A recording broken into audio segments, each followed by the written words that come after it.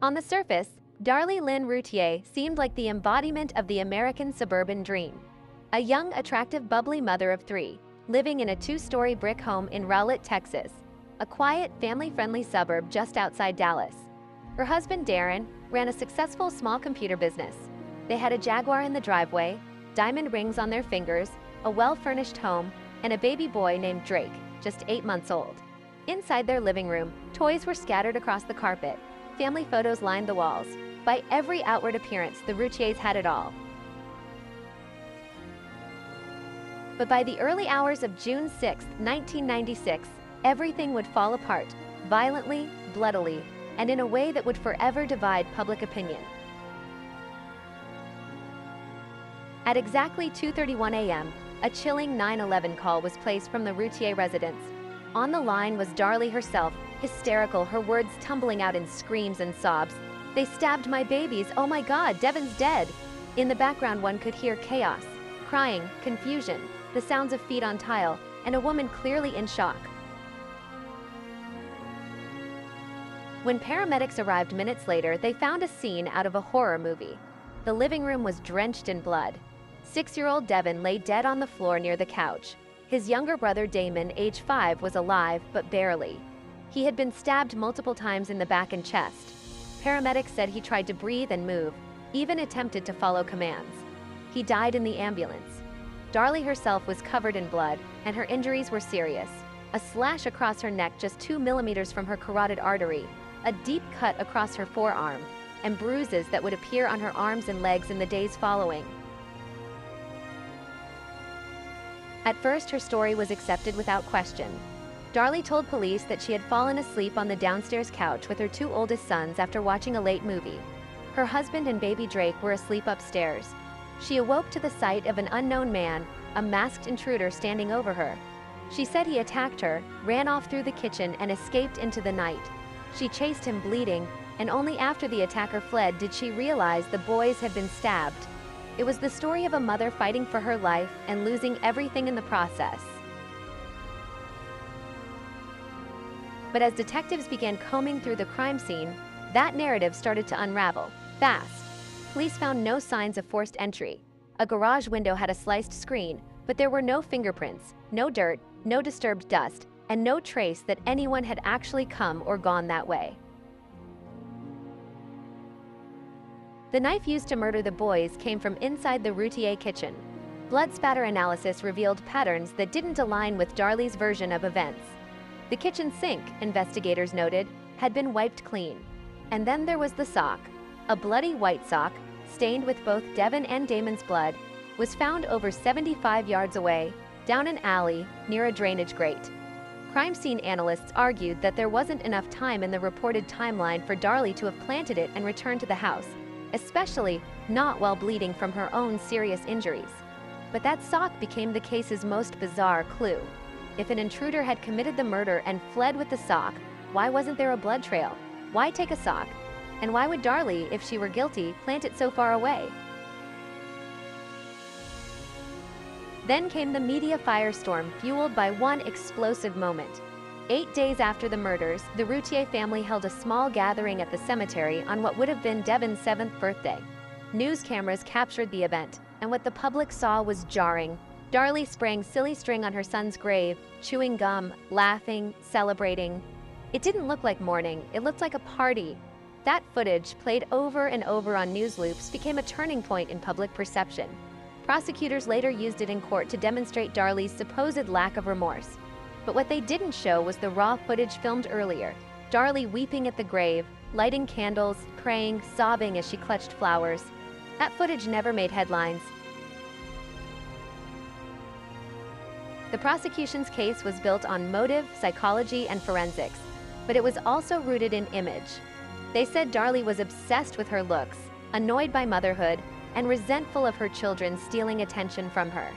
They pointed to her bleached hair, manicured nails, and a diary entry written weeks before the murders in which she wrote that she sometimes wished she wouldn't wake up. They described her as self-centered, emotionally cold, and image-obsessed. She was painted as a mother who had snapped, murdering 2 of her children in a fit of rage or cold calculation, then staging a break-in to cover it up. The financial angle was brought in as well. The Routiers were in debt. They owed on cars, credit cards, and back taxes.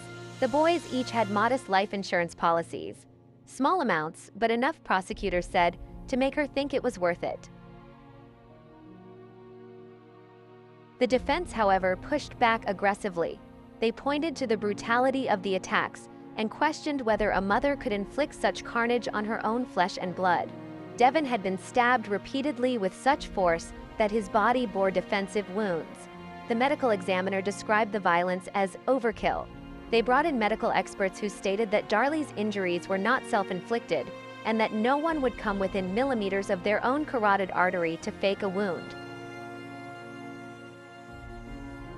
The defense also questioned the integrity of the investigation. Police allowed family members to walk through the crime scene before it was sealed. They mishandled evidence. Blood samples were improperly stored. One detective was later caught changing notes. The defense argued that once police formed the theory that Darlie was guilty, they stopped looking for anyone else. And Darlie's trial was moved to Kerrville, Texas, due to pre-trial publicity, but the damage had already been done. In a state known for harsh justice, the silly string video and the narrative of a vain, unloving mother hit home with the jury. On February 1, 1997, Darlie Routier was convicted of capital murder and sentenced to death. She remains on death row today, but the story didn't end there. Over the years, Darlie's case has become one of the most controversial in true crime history. Numerous documentaries and investigative reports have revisited the case. DNA testing has become a central battleground. In 2008, courts authorized new forensic analysis on crime scene evidence. A fingerprint on the coffee table and a partial print on the garage door, both unidentified, did not match Darlie or anyone in the family. In 2022, attorneys requested advanced mitochondrial DNA testing on the sock and the knife, arguing that male DNA was present and should be reanalyzed with modern techniques. Meanwhile, Darlie's youngest son, Drake, who was only 8 months old at the time of the murders, has grown up believing in her innocence. He visits her in prison. He advocates for her release. He speaks to the media, saying that the system failed his family not once, but twice. First by losing his brothers, and then by condemning his mother. Supporters argue that the original trial was a sham, that gender stereotypes were weaponized against a young mother showing trauma differently than people expected, that the justice system used image over evidence. Critics of the verdict have drawn comparisons to the Amanda Knox case, the Susan Smith trial, and even Casey Anthony. In each, the behavior of the woman on trial was used as a barometer for guilt or innocence, often overriding hard facts. Yet to this day, the truth remains elusive. 2 young boys were butchered in their own home. Their mother was the only adult present. There was no forced entry, no known suspects, and no confession. But there are still questions. Who left the bloody sock? Why did Darlie have wounds consistent with a real attack? Why has no alternate suspect ever been seriously pursued? And if Darlie is truly guilty, why has she refused to confess through decades on death row, facing execution? The Darlie Routier case sits at the intersection of law, media, psychology, and public opinion. It's a story about the limits of forensic science in the 1990s, about how grief doesn't always look like we expect, about how women are judged differently, and about how one moment of video, the spraying of silly string, can turn a nation against you. Until a new trial is granted or new DNA evidence emerges, Darlie's fate remains unchanged. A woman condemned to die, claiming innocence to her final breath, while the ghosts of Devon and Damon cry silently from their graves. If this case kept you on the edge of your seat, be sure to follow for more deep dives into true crime's darkest corners. We bring you real cases, real lives, and the chilling reality behind courtroom headlines. Because in the world of true crime, it's not just about what happened, it's about what we're still missing. Stay curious, stay critical, and remember, sometimes justice isn't as simple as guilty or innocent.